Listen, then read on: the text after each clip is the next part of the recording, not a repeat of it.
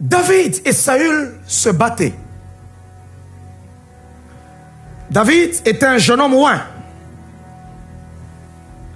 Saül a vu l'ascension de David et il a eu peur. Il a senti que son trône était menacé. Saül a commencé à poursuivre David pour le tuer.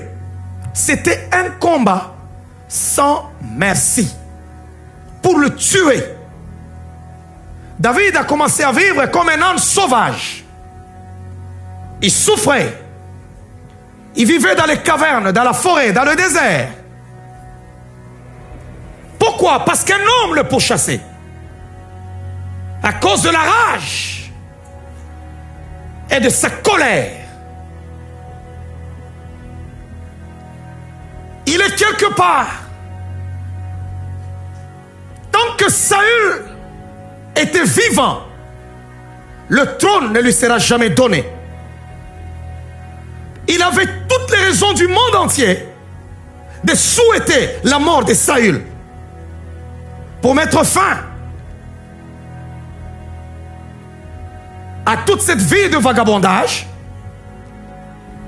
et de récupérer le trône que Dieu lui avait promis. Il est assis.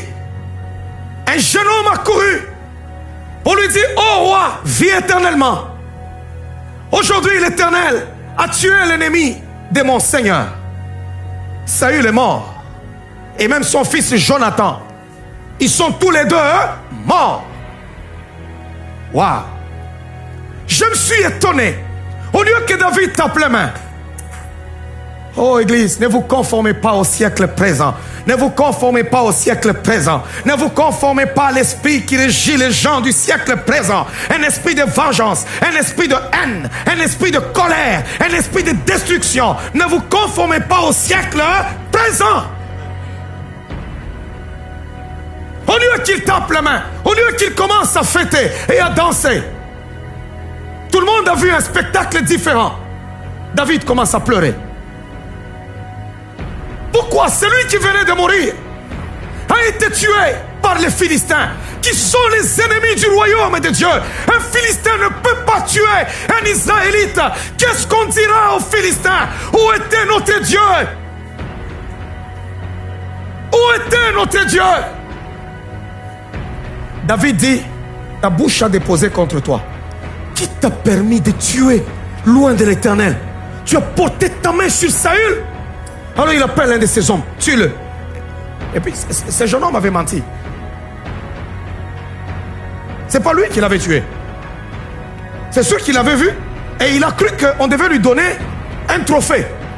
C'est comme il y a des gens, quand ils apportent des problèmes, quand ils veulent suyer les gens dans l'église, quand ils veulent critiquer les serviteurs de Dieu, quand ils veulent parler du mal de l'œuvre du Seigneur, quand ils veulent détruire leurs frères et sœurs dans le Seigneur, ils pensent qu'ils vont avoir des trophées. David dit: tuez-le. Voici le cantique funèbre que David composa sur Saül et sur Jonathan son fils. Il commence à chanter en pleurant. Alors il dit: et qu'il ordonna d'enseigner aux enfants de Juda. C'est le cantique de l'arc. Il est écrit dans le livre du juste. Il dit que tout Juda chante ce cantique. L'élite d'Israël a succombé sur tes collines. Comment des héros sont-ils tombés? Comment? Il pose la question. Comment? Ne l'annoncez point dans Gath. Ne publiez point la nouvelle dans les rues d'Ascalon, de peur que les filles des Philistins ne se réjouissent, de peur que les filles des incirconcis ne triomphent. Wow, est-ce que quelqu'un m'entend? Quelqu'un m'entend ce matin? David dit: ne l'annoncez pas dans les rues des Philistins. Mais c'est ce que les chrétiens font. Vous annoncez sur Facebook les échecs de vos frères. Vous les annoncez. Les défaites de vos frères. David dit en son temps: n'annoncez pas cela. Pourquoi? Parce que les filles des Philistins vont se réjouir. Ils vont danser. Les hommes diront: où est leur Dieu? Si ton frère t'a escroqué, pardonne-le.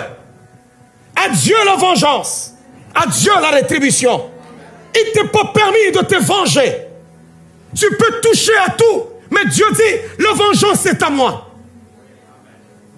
Ne touche pas à la vengeance.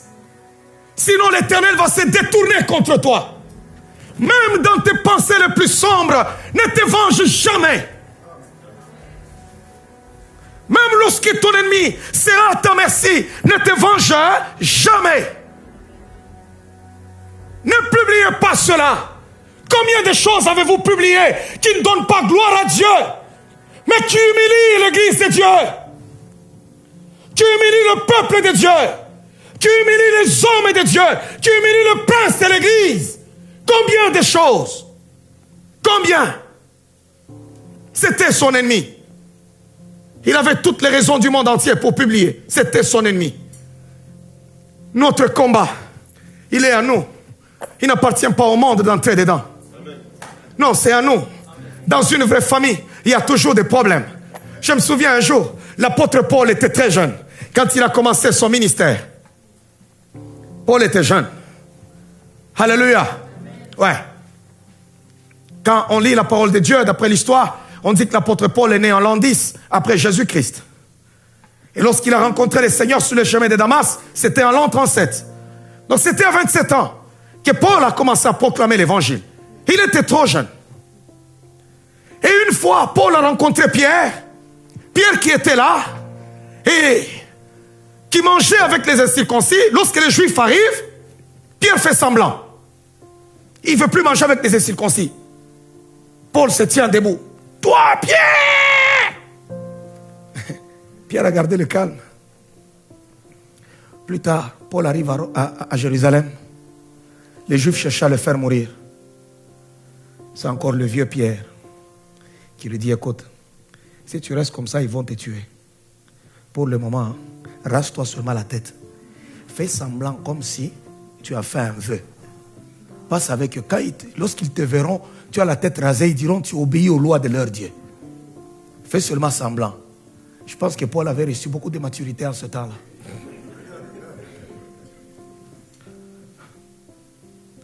Ne critique pas les autres si tu n'es pas au même niveau que les autres.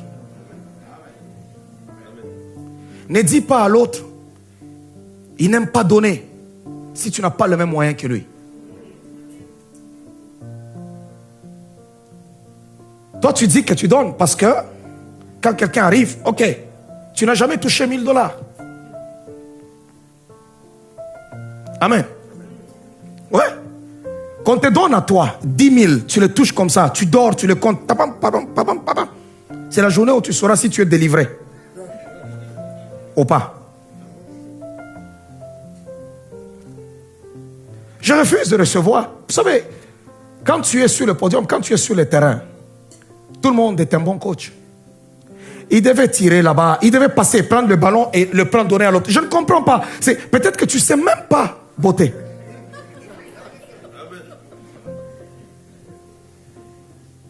Mais tu es prêt à critiquer. Il est facile de critiquer les hommes de Dieu. Mais tu ne sais pas le travail qu'on fait. Combien il est compliqué. J'ai besoin ce matin que tu dises à Dieu, Seigneur, pardonne-moi chaque fois que j'ai été un chrétien méchant à l'égard de mes frères et sœurs. Aide-moi à être un vrai chrétien. Aide-moi, dépose ton amour dans mon cœur. Demande à Dieu l'amour. Que l'amour de Dieu soit répandu dans ton cœur. Que l'amour de Dieu soit répandu. Nous allons lever nos mains en signe d'humilité. Et pendant que nous chantons, nous sommes en train de prier le Seigneur. Nous sommes en train de parler à Dieu. On va parler au Seigneur. On va parler à Dieu.